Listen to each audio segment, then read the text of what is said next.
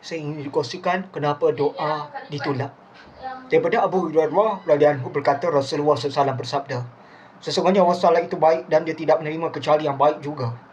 Dan sesungguhnya Allah Taala telah menyuruh orang yang beriman dengan apa yang disuruh kepada sekalian muslim. Pada Rasul maka Allah Taala berfirman seperti yang disebutkan dalam hadis di atas.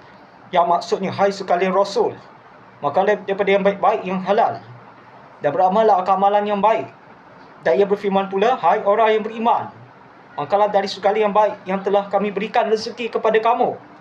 Kemudian Nabi SAW menyebut seorang lelaki yang jauh perjalanannya, kusut rambutnya, berdebu badannya, mengangkatkan kedua tangannya ke atas langit sambil berdoa, Ya Rabbi, Ya Rabbi, Ya Tuhanku. Sedangkan makannya dari harta yang haram, minuman dari harta yang haram, dan pakaian dari harta yang haram, dan mulutnya disuapkan makanan yang haram. Maka bagaimana akan diperkenankan doanya? Hadis riwayat Muslim. Jadi kita cek dulu, kita penuhi hak Allah dulu, cari yang halal-halal, baru kita akan mendapat keridhaan Allah dan doa kita diterima.